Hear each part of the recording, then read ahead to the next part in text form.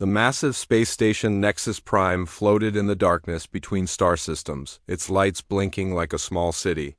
Inside its metal walls, the Galactic Military Academy trained the best young minds from across the galaxy. Students came from dozens of different worlds, each bringing their own special abilities and knowledge. Lisa Morgan stood at the entrance to her new dormitory, holding a small bag with everything she owned. At 19 years old, she was smaller than most of the other students walking past her. Her brown hair was tied back in a simple ponytail, and her green eyes took in everything around her with careful attention. She was the first human to ever attend the academy. Earth had only been discovered by the Galactic Federation 3 months ago, and the leaders decided to send one student as a test. Lisa had volunteered, even though she knew nothing about life in space or alien cultures. The other students stared at her as they walked by. Some whispered to each other in languages she could not understand. A few pointed at her with curiosity. Lisa tried to ignore them and focused on finding her room. Her roommate was already there when she arrived. The alien looked like a tall, thin person made of blue crystal. Light seemed to move through her body like water. When she spoke, her voice sounded like wind chimes. "I am Kara of the Valthari people," the crystal being said. "You must be the human from the Deathworld." Lisa set down her bag on the empty bed. "Yes, I am, Lisa. What do you mean by Deathworld?" Kara tilted her head and more light flowed through her crystal body. "Earth is classified as a Class 12 Deathworld. It means your planet tries to kill everything that lives on it. Most of us come from garden worlds where nothing dangerous exists." This was news to Lisa. She had always thought Earth was normal. What makes my world so dangerous? Your weather kills people. Your animals eat each other. Your plants are poisonous. Your ground shakes and splits open. Your oceans have giant storms. Even your air can become toxic. Kara listed these things like she was reading from a book. "How did your species survive long enough to develop space travel?" Lisa shrugged. "We learned to be tough, I guess." The next morning, Lisa attended her. First class. The instructor was a creature that looked like a large bird with 4 arms and purple feathers. He taught military history and strategy. Lisa tried to follow along, but the other students seemed to know things she had never heard of. During lunch, she sat alone at a table while groups of alien students ate together. She watched them interact and tried to understand their social patterns. A few students from different species sat together, but most stayed with their own kind. A group of 3 students approached her table. The leader was tall and thin with gray skin and large black eyes. Behind him stood a shorter creature, covered in orange fur and a being that seemed to be made of moving liquid metal. "You are the human," the gray-skinned one said. It was not a question. "Yes," Lisa replied. "I am Zren from Altara Prime. We wanted to see the Deathworld creature up close." He looked at her like she was an interesting animal in a zoo. "You look very fragile. How did you pass the entrance tests?" Lisa set down her food. "The same way everyone else did, I assume." The orange furry one laughed. "Impossible. The physical requirements alone should have eliminated you. Humans have no natural armor, weak senses, and limited strength. The Federation must have lowered the standards to let you in." Perhaps they felt sorry for your primitive species," the liquid metal being added. "A charity case to make your people feel included." Lisa felt heat rise in her cheeks, but she kept her voice calm. "Maybe you should worry about your own performance instead of mine." Zren leaned closer. "We will see how long you last here, human. This academy breaks students who cannot handle the pressure. I give you 2 weeks before you quit and go back to your dangerous little world." After they left, Lisa finished her meal in silence. She had faced bullies before on Earth, but these aliens seemed different. They truly believed she was inferior, not just different. Her afternoon class was physical training. The instructor was enormous, even by alien standards. He stood nearly 8 feet tall with green reptilian skin and 4 powerful arms. His name was Lieutenant Commander Zixthara, and his yellow eyes seemed to look right through her. "Line up." For fitness assessment, he commanded in a voice like grinding stone. 20 students formed a line. Lisa found herself at the end, next to a student who looked like a walking tree with many branches for arms. The first test was running. The course was 2 miles around the station's outer ring. Lisa started at an easy pace while the other students sprinted ahead. Most of them had longer legs or could move in ways humans could not, but something strange happened after the first mile. The other students began to slow down. Their breathing became heavy and labored. Lisa, however, felt like she was just getting warmed up. By the end of the second mile, she had passed half the class. Instructor Zixthara looked at his timer with surprise. Acceptable, he grunted. The next test was strength. Students had to lift weights that were adjusted for their species' average capability. Lisa's weight was set lower than most others, which made some students snicker. But when she lifted it easily and asked for more weight, the snickering stopped. The final test was endurance. Students had to hold a plank position for as long as possible. One by one, they dropped out. First the delicate crystal beings, then the bird-like species, then others. Lisa held her position long after most had quit, her breathing steady and controlled. When only 3 students remained, Instructor Zixthara walked over to Lisa. "You can stop now, human. You have proven whatever point you were trying to make." Lisa looked up at him from her plank position. "I am not trying to prove anything, sir. I am just following orders." Something flickered in the instructor's yellow eyes. It might have been respect, but it looked more like annoyance. After class, Lisa walked back to her dormitory. Kara was waiting for her, light pulsing through her crystal body in what Lisa had learned meant excitement. "The other students are talking about you," Kara said. "They say you performed better than expected in physical training." "I just did what the instructor asked," Lisa replied. "But how? Your species has no special adaptations. You should not be able to compete with beings who evolved for strength and endurance." Lisa sat on her bed and thought about how to answer. On Earth, everyone grew up knowing that life was hard. You learn to run from predators, fight when cornered, and never give up when survival was at stake. Whether animals' disease, natural disasters, everything on her world taught humans to be tough or die, but these aliens came from safe worlds, where nothing threatened them. They were smarter than humans in many ways, with better technology and more advanced cultures, but they had never learned the kind of toughness that came from constantly facing death. "Maybe," Lisa said carefully, "growing up on a dangerous world teaches you things that safe worlds cannot." Kara's light pulsed thoughtfully. "That is an interesting theory. But be careful, Lisa. Some instructors here do not like students who challenge their expectations, especially Instructor Zixthara. He believes strongly in the natural order of species, with the most advanced at the top." Lisa nodded. She had already sensed that her performance today had attracted the wrong kind of attention. But she had not come this far to hide what she could do. That night, as she lay in bed listening to the sounds of the space station, Lisa thought about her home. Earth might be dangerous, but it had made her people strong in ways these aliens did not understand. She had a feeling she would need that strength in the days to come. 3 weeks had passed since Lisa's arrival at the Galactic Military Academy. She had settled into a routine of classes, training, and study. Her grades were average, but her physical performance continued to surprise everyone. She could run longer, lift more, and endure pain better than students who should have been much stronger. This did not go unnoticed by Instructor Zixthara. The large reptilian alien watched Lisa during every training session. His 4 arms would cross over his chest as he studied her movements. His yellow eyes followed her like a predator watching prey.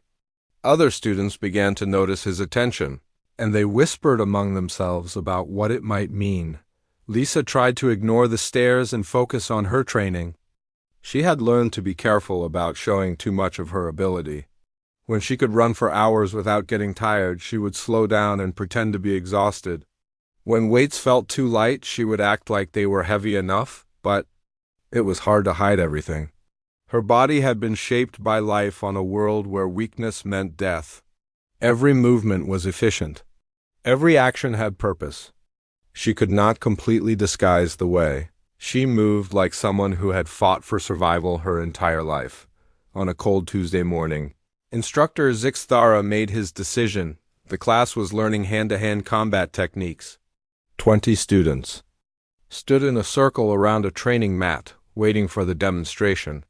"Today we will practice proper submission holds," Zixthara announced. His voice echoed through the training room.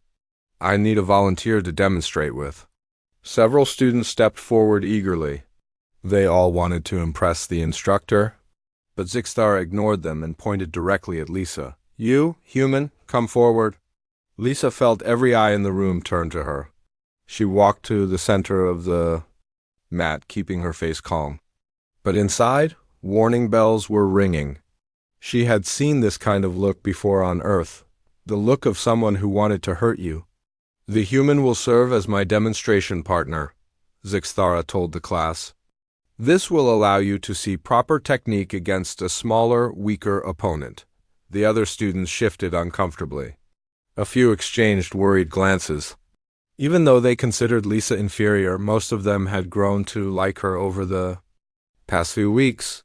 She was quiet, hardworking, and never caused trouble. Zixthara began the demonstration by grabbing Lisa's wrist with one of his 4 hands. "Notice how I control the joint," he explained to the class. "Smaller species have weak points that can be easily exploited."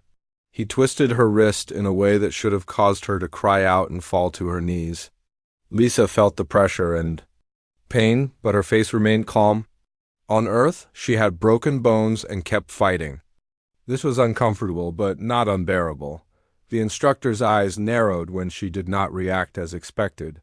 He applied more pressure. "The key is to find the breaking point of your opponent's tolerance." Lisa's wrist felt like it was on fire, but she had learned long ago not to show pain to predators.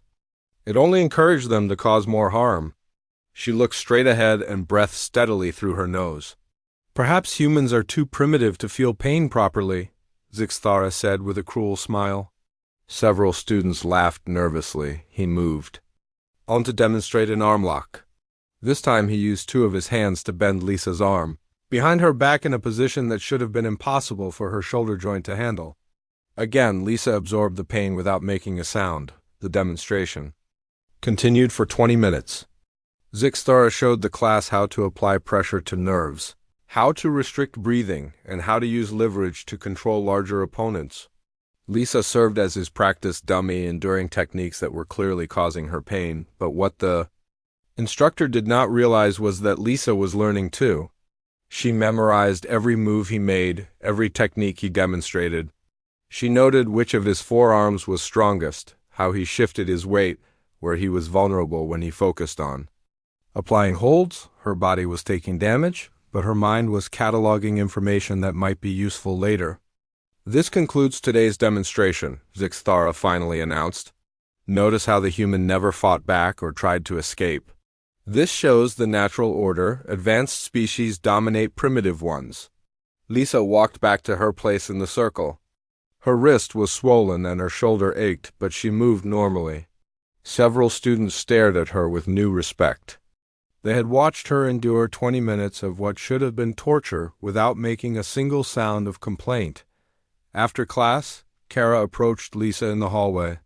Light was pulsing rapidly through the crystal girl's body, which meant she was agitated. "That was not normal training," Kara said quietly. "Instructor Zixthara was trying to hurt you." Lisa flexed her injured wrist. "I noticed. Why did you not fight back? Why did you not report him?" Lisa looked at her roommate thoughtfully. How could she explain that fighting back would have made things worse? That showing pain would have encouraged more abuse?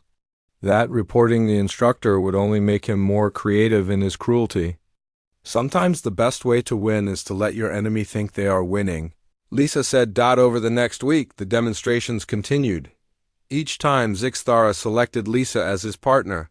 Each time, the techniques became more painful and more dangerous. He would lecture the class about human weakness. While applying holds that could break bones or cut off blood flow, the other students began to protest. Even Zren, who had originally mocked Lisa, spoke up during one session.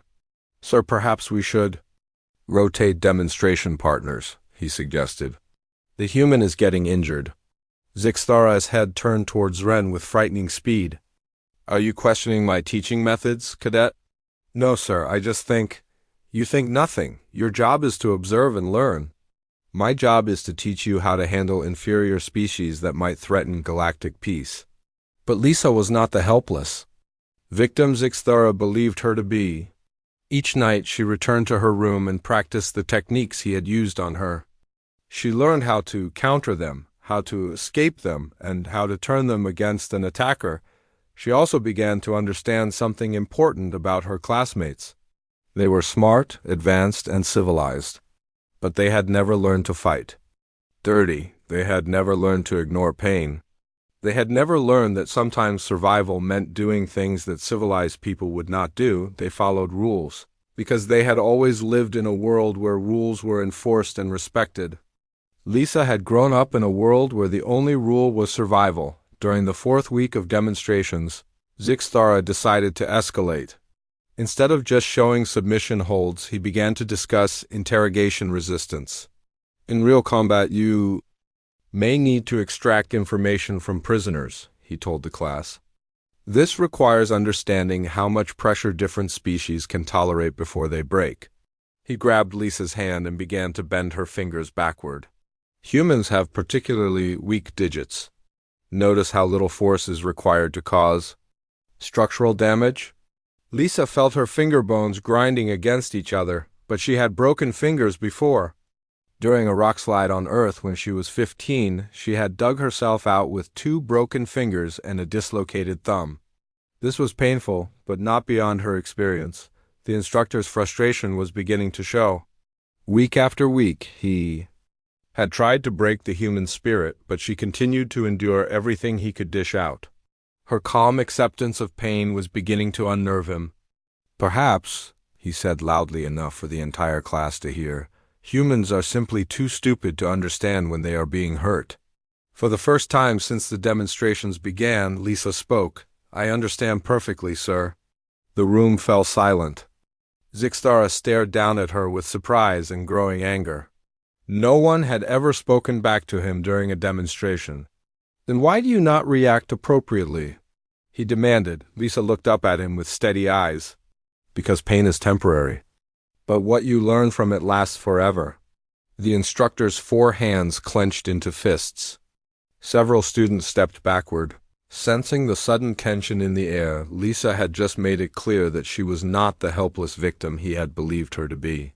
She was studying him just as carefully as he was trying to break her. The game was about to change. The monthly combat tournament was the biggest event at the academy. Students from all years gathered in the main arena to watch the first-year cadets compete. It was a chance to prove themselves and show what they had learned during their training. Lisa stood with the other first-year students as instructor Zixthara explained the rules. The tournament would be single elimination.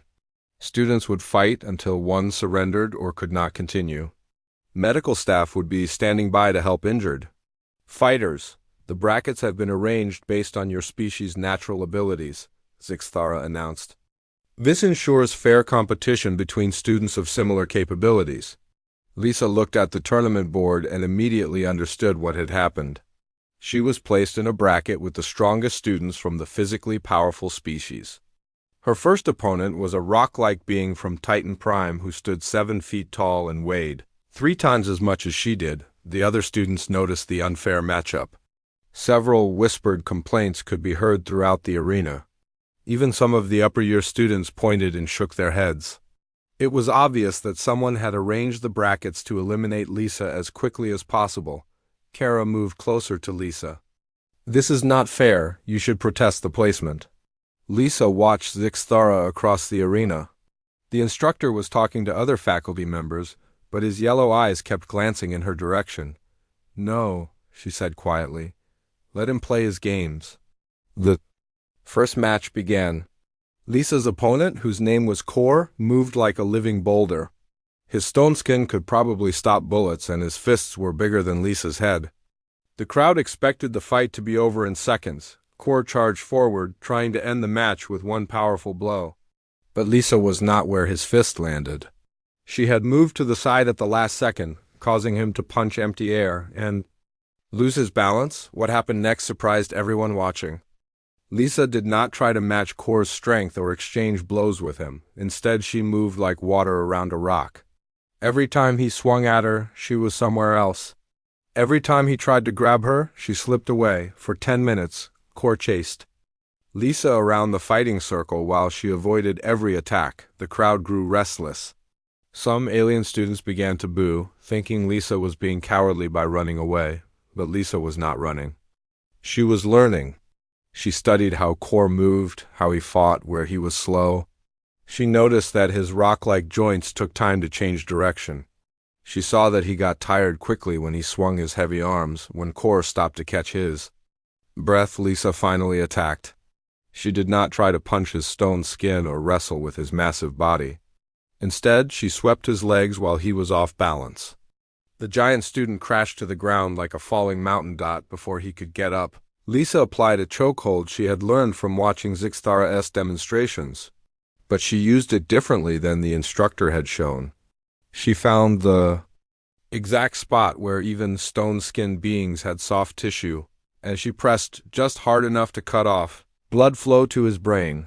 Kor tapped out after 30 seconds. The arena fell silent. No one had expected the small human to defeat one of the strongest students in the class. Lisa helped Kor to his feet and made sure he was not seriously hurt before walking back to her waiting area. Her second opponent was a bird-like creature with razor-sharp claws and the ability to fly short distances. The fight lasted only 3 minutes. Lisa used the creature's own speed against it, redirecting its diving attacks into the arena walls until it knocked itself unconscious. By the 3rd round, the other students were watching Lisa with new interest. Word was spreading through the academy about the human who fought like nothing they had ever seen. She did not use formal martial arts or follow standard combat doctrine. She fought like someone who had learned violence as a tool for survival. Her third opponent was smart enough to be cautious. He was a liquid metal being who could change shape and absorb most physical attacks. The fight became a puzzle match, with each fighter trying to find a weakness in the other's defense.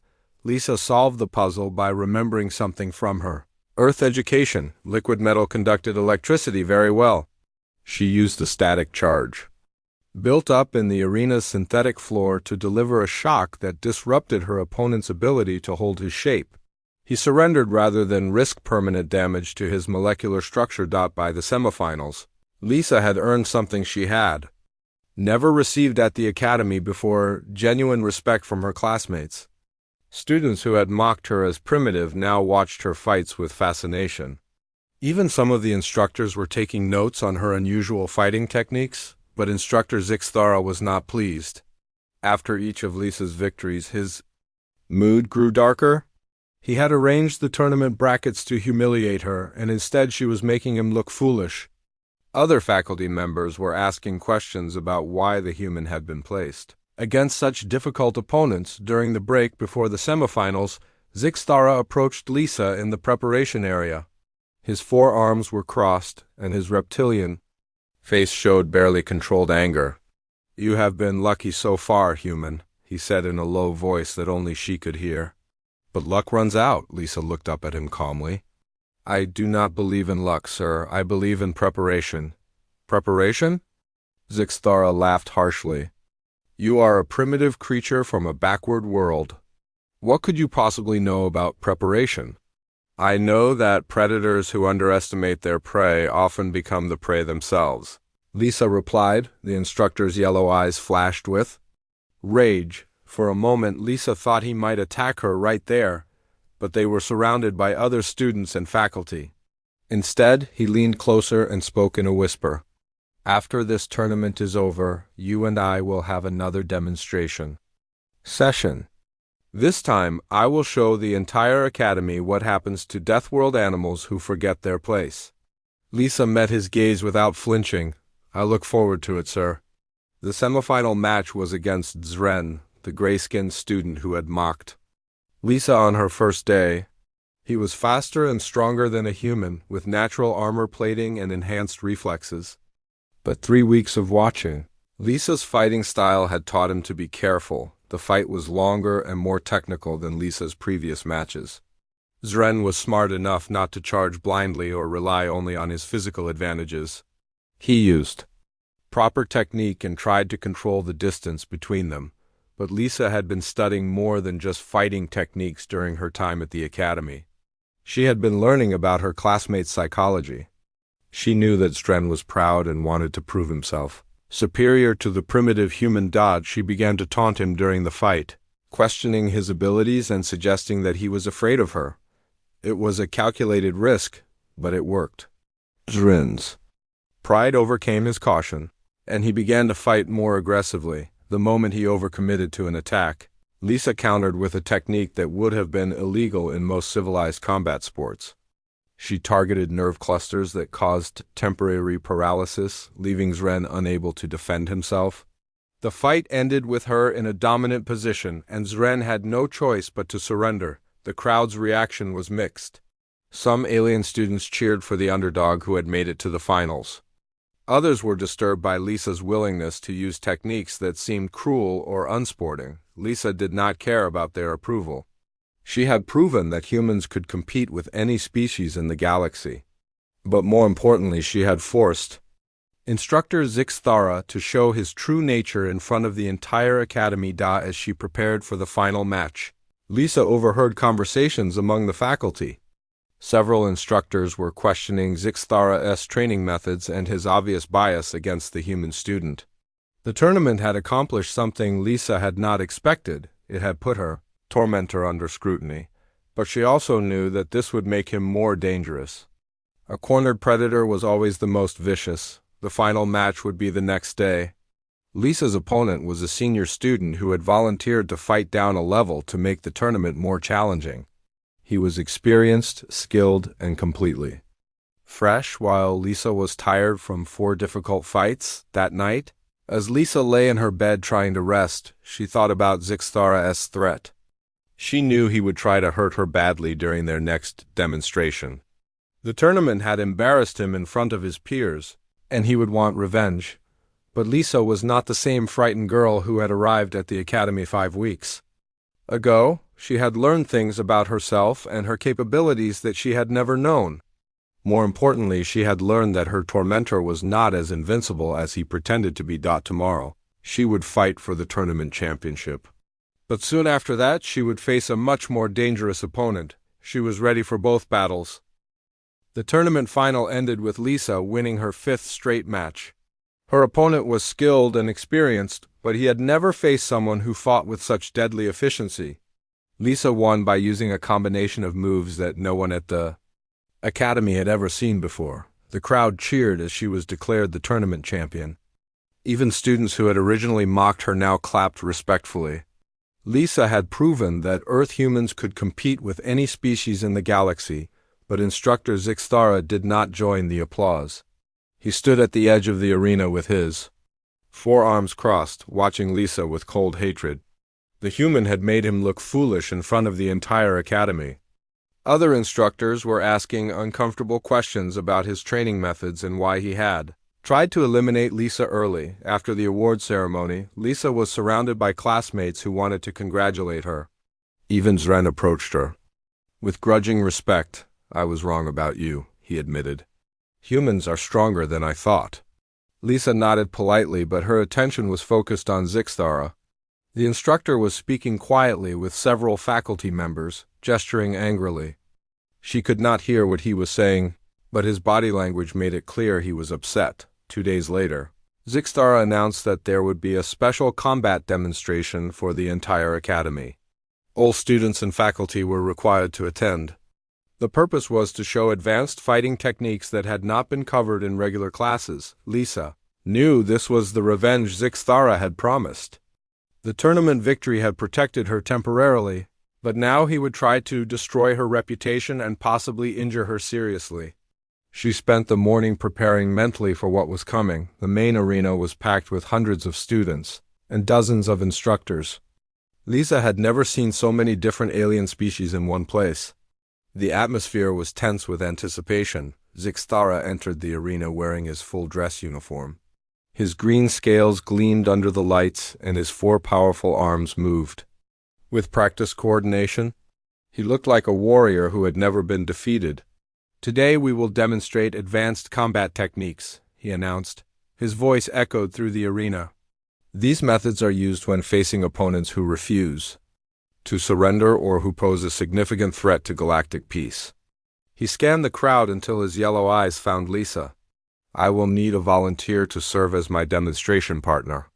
Someone who has shown resistance to standard submission techniques." Lisa stood up slowly.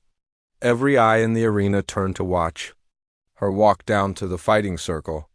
She heard whispers from the crowd as students realized what was about to happen. "The human volunteer has shown unusual pain tolerance in previous demonstrations," Zixthara continued. "This makes her an ideal subject for showing techniques designed to subdue dangerous criminals." Lisa stepped onto the mat and faced the instructor. He was nearly twice her height and probably 4 times her weight. His 4 arms gave him overwhelming advantages in reach and grappling ability. To any observer, the outcome seemed predetermined, but Lisa was not the same person who had endured weeks of abuse during training sessions. She had learned things about herself during the tournament. More importantly, she had spent weeks studying Zixthara's fighting style and finding his weaknesses. "We will begin with basic restraint procedures," Zixthara announced. He grabbed Lisa's wrist with one hand and her shoulder with another. "Notice how I control multiple contact points too.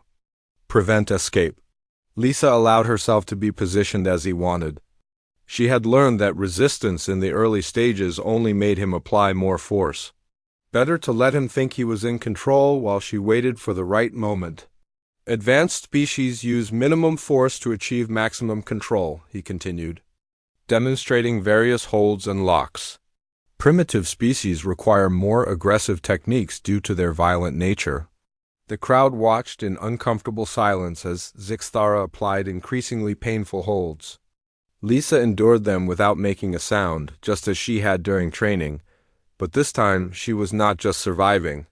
She was waiting. "However," Zixthara said, his voice growing darker, "some criminals refuse to cooperate despite overwhelming force. In these cases, more extreme measures become necessary." He grabbed Lisa's throat with one hand while using his other 3 arms to pin her completely. The hold was designed to cut off her air supply while making it impossible for her to move. It was not a training technique, it was an attempt to seriously harm her. Lisa felt her oxygen being cut off, but she had held her breath for much longer. During underwater training on Earth, more importantly, Zixthara had made a critical mistake. In his anger and desire to hurt her, he had committed all 4 of his arms to restraining her. He had no way to defend himself if she broke free. The moment had come. Lisa had spent weeks learning to hide her true capabilities. Now she stopped hiding.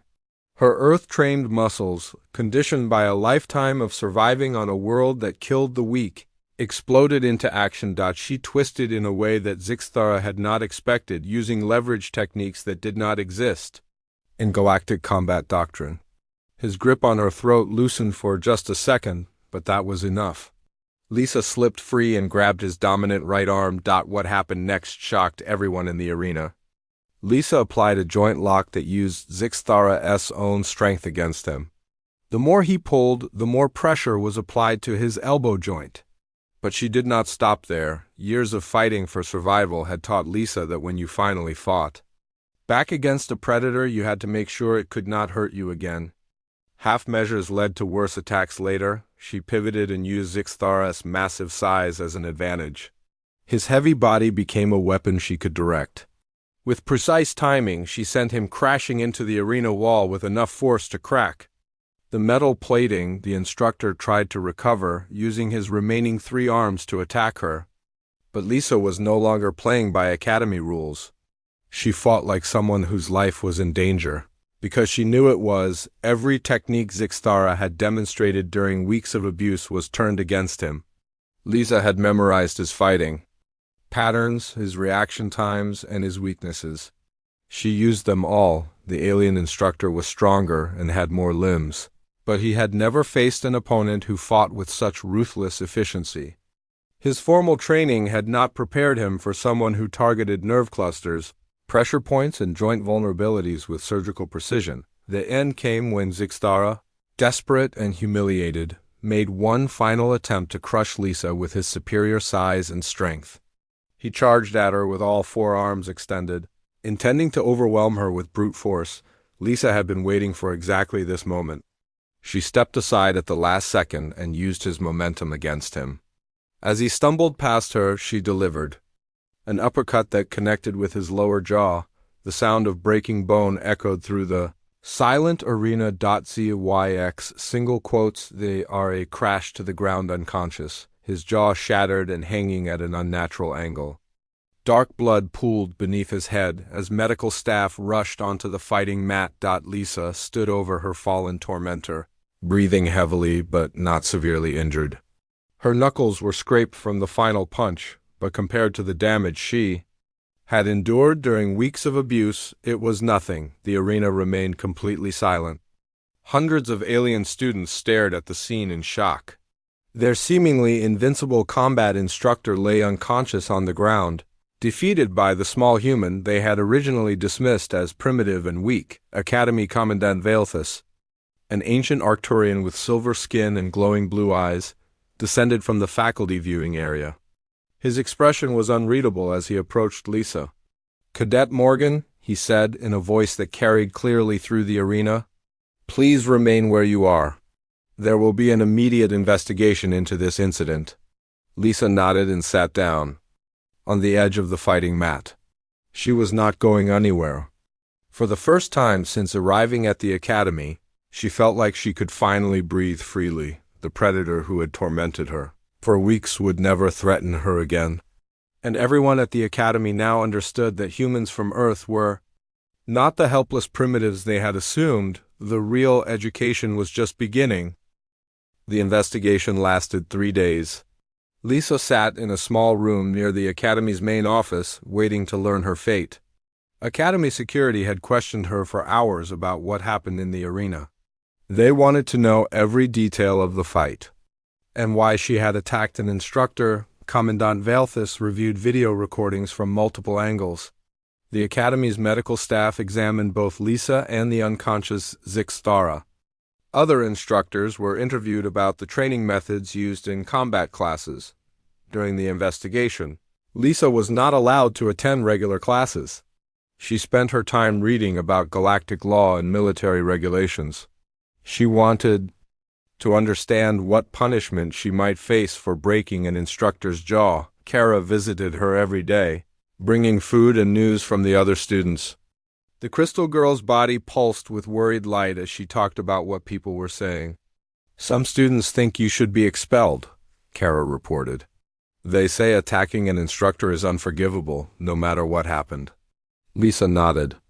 She had expected this reaction from species that valued order and respect for authority above everything else. "But others are defending you," Kara continued. "They say Zixtara was trying to hurt you seriously. They think what you did was self-defense." On the third day, Commandant Valethus called Lisa to his office. The ancient Arcturian sat behind a desk made from some kind of glowing crystal. His blue eyes studied her carefully as she entered. "Please sit down, Cadet Morgan," he said. His voice was calm but serious. Lisa took the chair across from his desk and waited. She had learned that with authority figures it was better to listen first and speak only when asked. "I have completed my investigation," Valethus began. "The video evidence shows clearly what happened in the arena. Instructor Zixtara attempted to cause you serious physical harm under the pretense of a training demonstration." The Commandant touched a control on his desk, and a holographic display showed the final moments of the fight. Lisa watched herself break free from the chokehold and retaliate against her attacker. "However," Valethus continued, "your response was extremely violent. You used techniques that are not taught at this academy and showed a level of combat skill that was previously unknown." Lisa remained silent. She could not deny what the video clearly showed. "This raises important questions," the Commandant said. "Questions about Earth, about humans, and about our understanding of your species." He stood up and walked to a large window that looked out into space. We classified Earth as a death world based on environmental hazards. Dangerous weather, predatory animals, natural disasters. But we did not fully understand what this meant for the people who survived there. Velthus turned back to Lisa. Your performance in this academy has forced us to reconsider our assumptions. You are not primitive or weak. You are adapted for survival in ways we did not recognize, Lisa finally spoke. What will happen to me? That depends on several factors, the Commandant replied. First, the medical report on Instructor Zixtara. His jaw will heal, but the damage was severe. Second, the testimony of other students about his treatment of you during training sessions. He sat back down and pulled up another holographic display. This one showed statements from dozens of students who had witnessed the weeks of abuse Lisa had endured. Your classmates have provided disturbing accounts of Instructor Zixthara's behavior, Velthus said. It appears he was using training demonstrations to systematically abuse you while trying to break your spirit. Lisa was surprised. She had not expected the other students to defend her. Most of them had watched the abuse in silence for weeks. Even species that initially supported Zixthara have changed their opinions, the Commandant continued. They now understand that what they witnessed was not proper military training. He leaned forward and looked directly at Lisa. The official finding is that you acted in self-defense against an instructor who had exceeded all bounds of appropriate conduct. No charges will be filed against you. Lisa felt relief wash over her, but she could see there was more to come. However, Velthus said, this incident has revealed serious problems with how we integrate species from different backgrounds. We need to develop new approaches to training students who come from challenging environments. He stood up again and walked around the desk to face Lisa directly. I am offering you a choice, Cadet Morgan. You can return to Earth with our apologies and a full report explaining that the integration program failed due to Academy shortcomings. Lisa waited for the alternative. Or you can stay and help us create a new training program that better serves students from all backgrounds. This would include developing courses that teach other species about Deathworld survival techniques. The offer surprised Lisa. Instead of being punished or dismissed, she was being asked to help reform the academy. Why would you want me to stay? She asked. Velthus smiled for the first time since she had met him. Because in 3 days you have taught us more about human capabilities than months of reports from our exploration teams. We need that knowledge. Lisa thought about her options. She could return to Earth as a hero who had proven humans could compete with any alien species. Or she could stay and try to build bridges between her people and the galaxy. If I stay, what happens to Instructor Zixthara? He will face disciplinary action and will be required to undergo sensitivity training about species differences. He will not be permitted to teach combat classes until he demonstrates a complete change in attitude. Lisa made her decision. I will stay. Over the following weeks, major changes came to the academy. Lisa worked with other instructors to develop new training methods that respected the different backgrounds of all students. She taught classes on Earth survival techniques, showing alien students how to adapt and overcome extreme challenges. The response was better than anyone expected. Students who had struggled with the academy's rigid training methods began to excel when they learned more flexible approaches. Species that had seemed incompatible with military service found new ways to contribute. Zixthara returned to duty after 2 months of recovery and training. His jaw had healed, but his attitude had changed completely. The former instructor who had tried to break Lisa now asked her to teach him about Deathworld combat techniques. I spent my career believing that advanced evolution meant leaving violence behind, he admitted during one of their sessions. I did not understand that some violence is about survival, not aggression. Lisa worked with him patiently, teaching him to see the difference between fighting for dominance and fighting to protect life.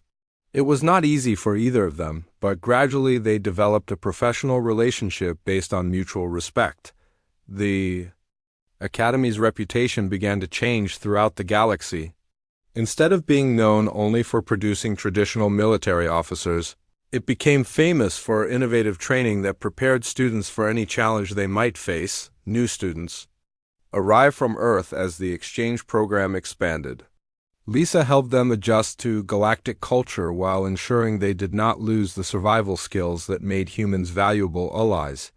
1 year after the fight that broke Zixtara's jaw, Lisa stood in the Academy's main arena watching a new group of first-year students compete in their first tournament.